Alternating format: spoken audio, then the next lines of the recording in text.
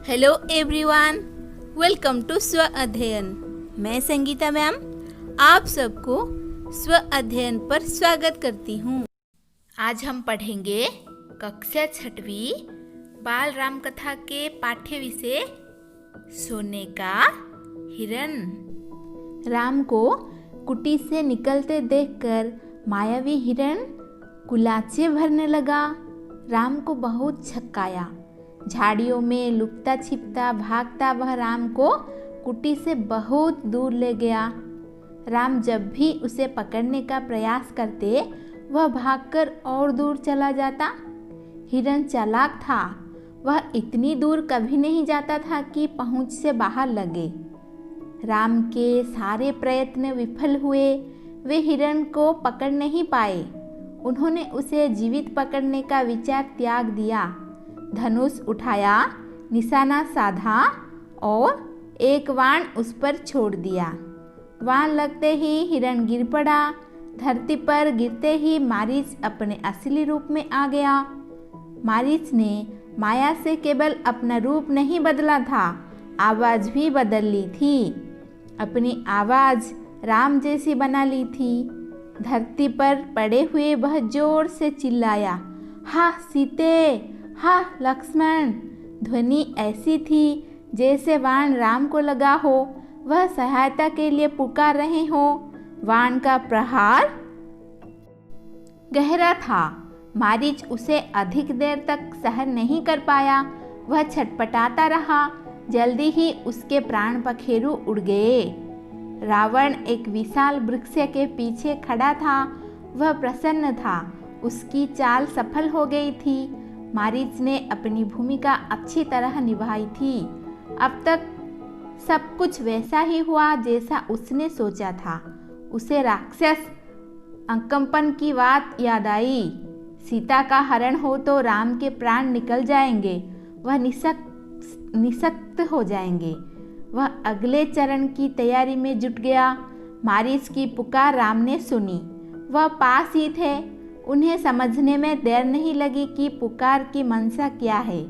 मायावी मारीच की पूरी चाल उनके सामने खुल गई। हिरन जानबूझकर भागता रहा, उन्हें कुटिया से दूर ले जाने के लिए। वह षड्यंत्र का अगला चरण विफल करना चाहते थे। उनकी चाल में तेजी आ गई ताकि जल्दी कुटिया पहुंच सकें। वह मायावी पुकार सीता और लक्ष्मण ने भी सुनी। लक्ष्मण उसका रहस्य तत्काल समझ गए। राम की तरह उन्होंने बाण चढ़ाकर धनुष दृढ़ता से पकड़ लिया, चौकसी बढ़ा दी। वे राक्षसों की अगली चाल का सामना करने के लिए तैयार थे। साथ ही राम का आदेश उन्हें याद था। उनके लौटने तक सीता की रक्षा। लक्ष्मण की ओर से इसमें चूक की कोई संभावना ही नहीं थी। सीता वह आवाज़ सुनकर विचलित हो गई, घबरा गई। दौड़कर कुटिया के द्वार पर आई। उन्होंने लक्ष्मण से कहा, तुम जल्दी जाओ, जिस दिशा से आवाज़ आई है उसी ओर। तुम्हारे भाई किसी कठिन संकट में फंस गए हैं। उन्होंने सहायता के लिए पुकारा है। उनकी ऐसी कातर आवाज़ मैंने कभी नहीं सुनी। जाओ लक्ष्मण, जल्दी। आप चिंता ना करें माते। लक्ष्मण ने सीता को आश्वस्त करते हुए कहा, राम संकट में नहीं है, हो ही नहीं सकते। उनका कोई कुछ नहीं बिगाड़ सकता। हमने जो आवाज़ सुनी वह बनावटी है, मायावी राक्षसों की चाल है। मुझे कुटिया से दूर ले जाने के लिए आप निश्चिंत रहे, भाई राम जल्दी ही आते होंगे। सीता क्रोध से उबल पड़ी। लक्ष्मण का इस घड़ी में इतना शांत होना उन्हें समझ में नहीं आया। राम की आवाज़ सुनकर भी वे यहीं खड़े रहे, सहायता के लिए नहीं गए।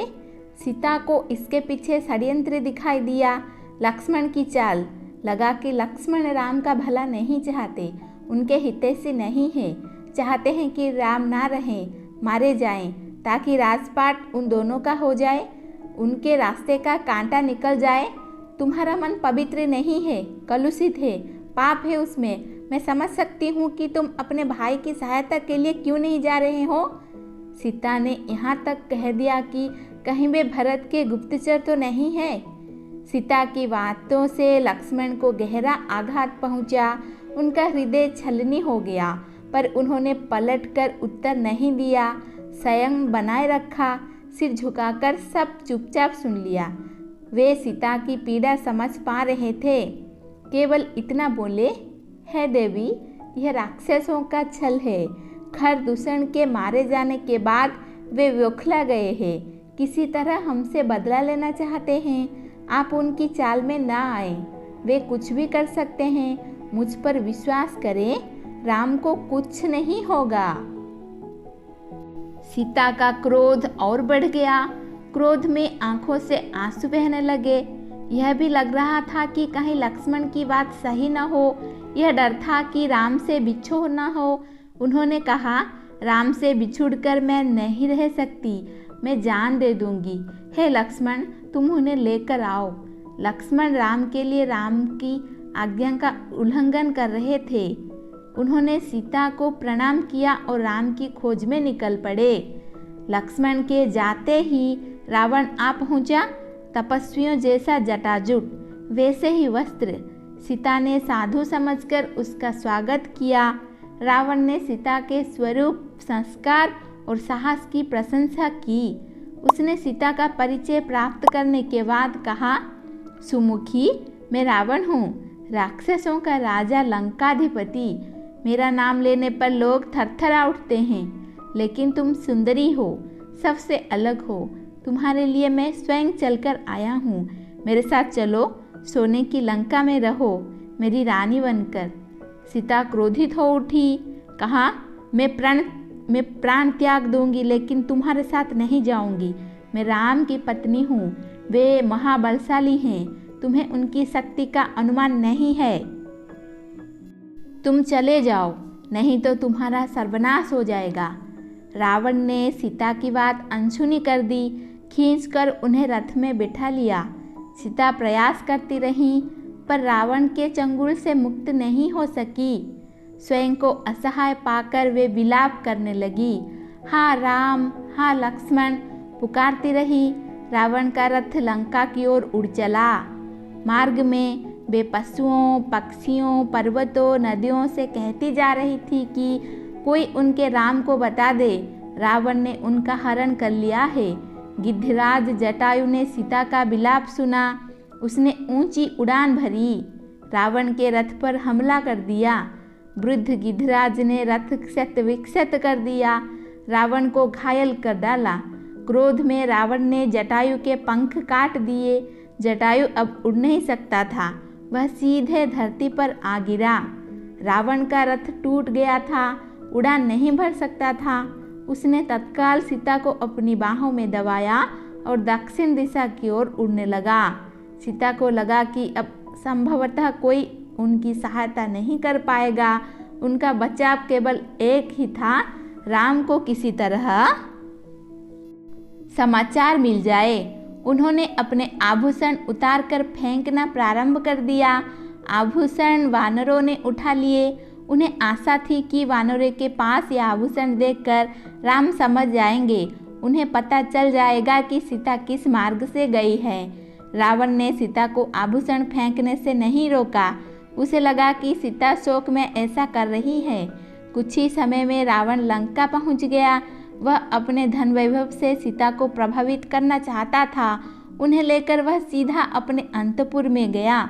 राक्षसियों को सीता की निगरानी करते रहने को कहा और बाहर निकल गया। थोड़ी देर में वह फिर लौटा। सीता को घूरते हुए उसने कहा, सुंदरी, मैं तुम्हें 1 वर्ष का समय देता हूँ। निर्णय तुम्हें करना है, मेरी रानी बनकर लंका में राज करोगी या विलाप करते हुए जीवन बिताओगी। सीता बार बार रावण को धिक्कारती रही, राम का गुणगान करती रही। रावण को क्रोध आ गया। तुम्हारा राम यहाँ कभी नहीं पहुँच सकता, तुम्हें कोई नहीं बचा सकता। तुम्हारी रक्षा केवल मैं कर सकता हूँ। मुझे स्वीकार करो और लंका में खुश से रहो।